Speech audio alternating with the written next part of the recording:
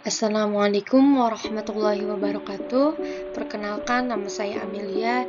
Saya mahasiswi semester 4 dari Fakultas Ilmu Kesehatan Masyarakat. Di mana di sini saya akan sedikit memaparkan materi-materi Islam disiplin ilmu kesehatan yang saya pelajari semasa semester 4 ini. Yang pertama, ada konsep sehat perspektif Islam, di mana dalam pengertiannya sendiri kesehatan adalah keadaan yang sempurna baik fisik, mental maupun sosial. Tidak hanya terbebas dari penyakit atau kelemahan, akan tetapi dalam Islam sehat tidak hanya dilihat dari keadaan fisik, tetapi kesehatan secara rohani. Adapun pandangan Islam, hidup yang dimulai dari konsep keesaan Tuhan atau sa'adah yang berimplikasi pada keseluruhan kegiatan hidup manusia. Pandangan Islam adalah pandangan yang relatif dan kebenarannya yang nampak oleh mata, termasuk pandangan Islam tentang kesehatan. Di dalamnya ada nilai tauhid dan akidah. Adapun karakteristik kesehatan pandangan Islam sendiri, yaitu yang pertama ada Rabbaniyah, yaitu kesehatan yang berasal dari Tuhan. Yang kedua ada tahabat atau konstan. Yang ketiga yaitu sumul atau komprehensif. Yang keempat yaitu tawazun, yaitu seimbang. Ada izabiyah, yaitu positif. Wakiyah, yaitu realistis. Dan tauhid, yaitu kesatuan. Ada dua istilah sehat dalam Islam, yaitu yang pertama ada sihah yang bersifat fisik, yang kedua adalah alfiyah, merupakan yang bersifat mental atau psikologi. Islam sendiri menekankan tindakan preventif dibandingkan dengan pengobatan. Pandangan Islam ketika seseorang sakit tidak hanya dilihat dari pandangan medis, akan tetapi non-medis juga. Materi yang kedua yaitu Islamisasi ilmu kesehatan masyarakat. Seperti yang disebutkan di atas, istilah yang digunakan untuk menunjukkan kepada kesehatan dalam Islam sendiri ada dua, ada sihah dan alfiyah, di mana sihah sendiri membahas tentang kesehatan fisik atau biologis, sementara alfiyah yaitu secara mental, pandangan mental atau rohani atau psikis. Abdullah bin Amir bin Al-As berkata kepada Rasulullah SAW, "Benarkah kamu selalu berpuasa di siang hari dan terjaga di malam hari?" Lalu Rasulullah pun menjawab, "Ya, benar." Rasulullah pun mengeluarkan sabda yang berbunyi, "Janganlah engkau lakukan itu, berpuasalah dan berbukalah kamu, berjagalah dan tidurlah kamu. Sesungguhnya badanmu mempunyai hak atas dirimu, matamu mempunyai hak atas dirimu, istrimu pun mempunyai hak atas dirimu." Hadis riwayat Bukhari dari Abdullah bin Amr bin Al-As. Kesehatan merupakan karunia dan anugerah yang besar yang diberikan kepada seseorang manusia. Oleh sebab itu, Allah Subhanahu wa Ta'ala sangat senang kepada seseorang yang dapat menjaga kesehatannya. Allah Subhanahu wa Ta'ala senang kepada orang yang bertaubat dan suka membersihkan diri. Quran surat Al-Baqarah ayat 222. Dari Ibnu Abbas radhiyallahu anhu, beliau berkata, Nabi Muhammad SAW bersabda, "Dua kenikmatan yang dapat memperdaya manusia, yaitu nikmat sehat dan nikmat waktu luang." Hadis riwayat Bukhari. Materi selanjutnya yaitu kesehatan individu atau personal hygiene. Dalam pengertiannya sendiri, personal hygiene adalah cara perawatan diri manusia untuk memelihara kesehatan mereka secara fisik maupun psikis. Begitupun dalam perspektif Islam. Islam sendiri sangatlah konsen akan personal hygiene. Lebih dalam, Islam tidak hanya bersih akan tetapi sekaligus suci, sehingga menyebabkan kesehatan fisik dan psikisnya sehat. Namun tujuan dari personal hygiene itu sendiri yang pertama, meningkatkan derajat kesehatan seseorang, karena dengan kita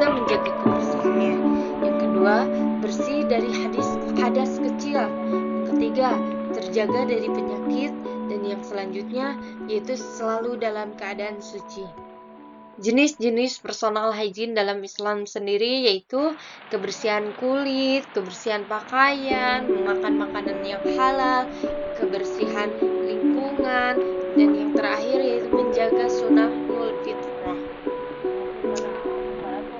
Faktor-faktor yang mempengaruhi kebersihan atau personal hygiene dalam Islam sendiri yang pertama, faktor budaya, faktor ekonomi, faktor pengetahuan agama, kebiasaan, pengetahuan individu, jasmani maupun rohani. Salah satu usaha personal hygiene dalam Islam yang sering dilakukan adalah berwudu, di mana seorang muslim dalam sehari bisa 5 kali atau lebih dalam wudu tersebut, di mana wudu tersebut tidak hanya membersihkan fisik dari kotoran, akan tetapi menyehatkan jiwa. Selain itu, wudu sebagai sarana melunturkan dosa-dosa dan menyehatkan seorang muslim agar selalu produktif.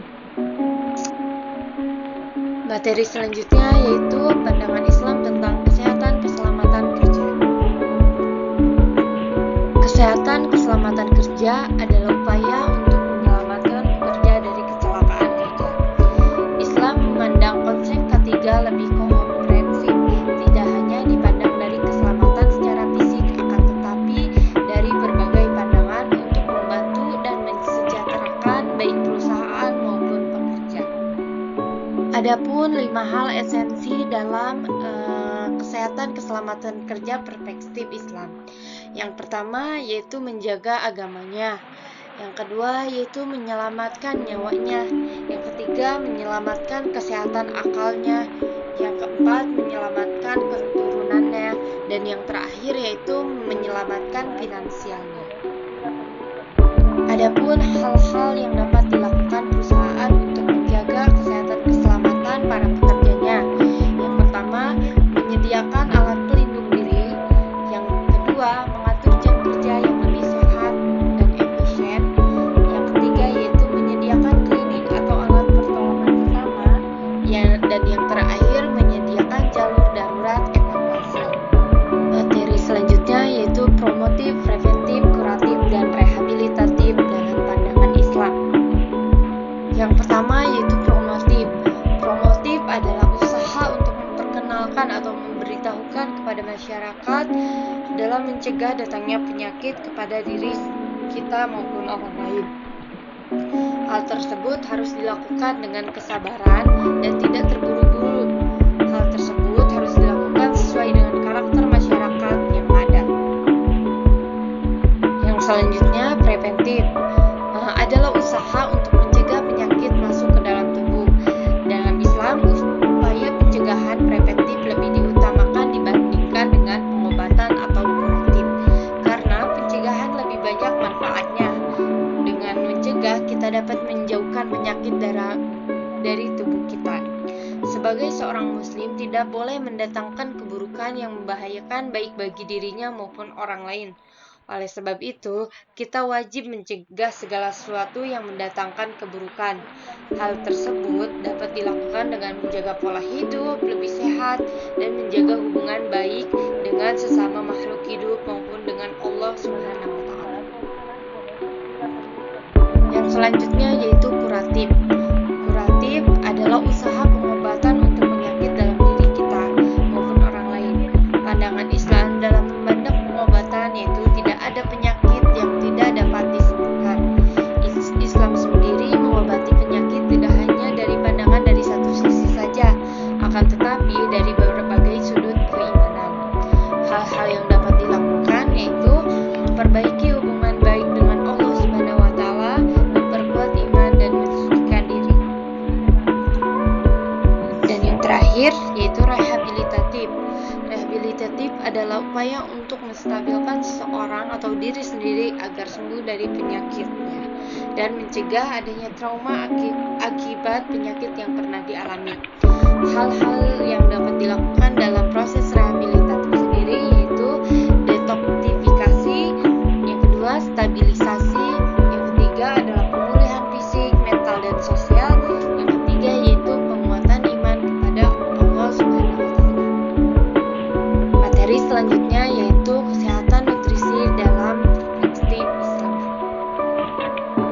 Dalam Islam, konsumsi nutrisi harus diperhatikan, baik keseimbangannya maupun kehalalannya, karena dalam hal tersebut dapat mendatangkan kesehatan baik lahir maupun batin.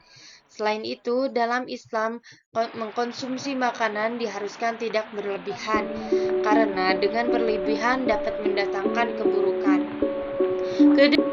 Adapun ayat yang menjelaskan halal haram tentang makanan yaitu surat Al-Baqarah yang berbunyi ya ayyuhan nasu kulu mimma fil ardi halalan thayyiban wa la tattabi'u khutuwati syaitani innahu lakum aduwwun mubin, yang artinya wahai manusia, makanlah dari makanan yang halal dan baik yang terdapat di bumi, dan janganlah kamu mengikuti langkah-langkah setan. Sesungguhnya setan itu musuh yang nyata baginya. Quran surat Al-Baqarah ayat 164. Sumber nutrisi sendiri ada dua. Yang pertama ada dari hewani dan ada sayur dan buah yang berasal dari tanaman. Yang berasal dari hewani sendiri yaitu seperti ikan, daging, di mana hal tersebut harus didapatkan secara baik atau halal. Yang selanjutnya yaitu sayuran dan buah, di mana sayuran dan buah tersebut harus ditanam dengan cara yang baik dan benar. Dalam mengkonsumsi makanan, dalam Islam seseorang yang setelah mengkonsumsi makanan harus timbul rasa syukur terhadap Allah Subhanahu wa Ta'ala atas segala nikmat yang telah diberikan, atas apa yang telah dikonsumsi. Selain itu, dalam Islam, mengkonsumsi makanan haruslah diperhatikan halal haramnya, karena makanan yang haram yang dikonsumsi akan menghalangi doa untuk dikabulkan. Yaitu materi tentang kesehatan lingkungan perspektif Islam. Kesehatan lingkungan adalah suatu ilmu dan seni dalam menciptakan keseimbangan antara lingkungan dan manusia. Ilmu dan juga seni dalam pengelolaan lingkungan sehingga dapat tercapai kondisi yang bersih, sehat, nyaman, dan aman, serta terhindar dari gangguan berbagai penyakit. Dalam Islam, hubungan manusia dan lingkungan adalah hubungan timbal balik, di mana dalam hubungan tersebut terkandung nilai-nilai tauhid, moralitas, dan tanggung jawab. Adapun ruang lingkup kesehatan lingkungan dalam Islam yaitu penyediaan air minum, di mana kita dapat menjaga ketersediaan air minum kita baik untuk diri sendiri maupun orang lain.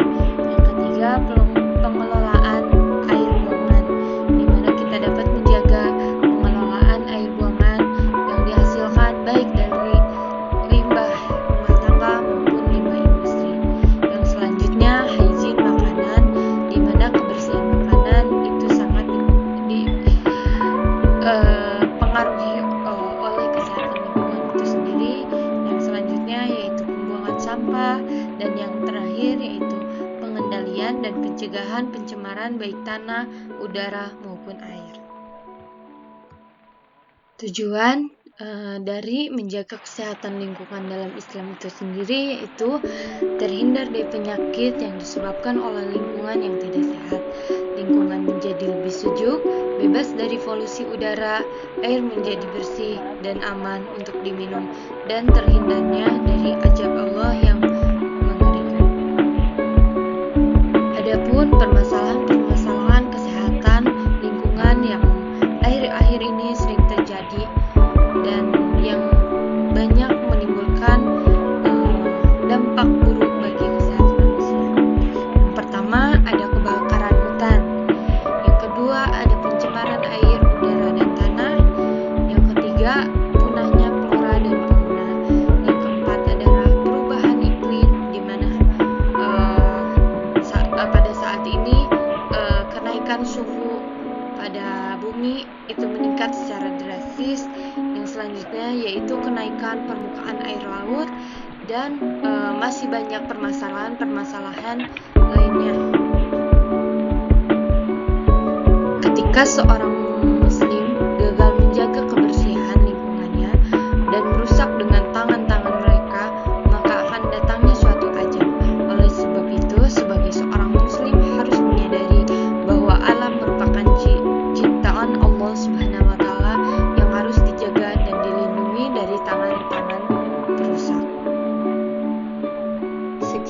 pemaparan materi-materi dari saya. Mohon maaf jika ada kekurangan. Semoga apa yang saya paparkan dapat bermanfaat bagi teman-teman yang mendengarkan. Wassalamualaikum warahmatullahi wabarakatuh.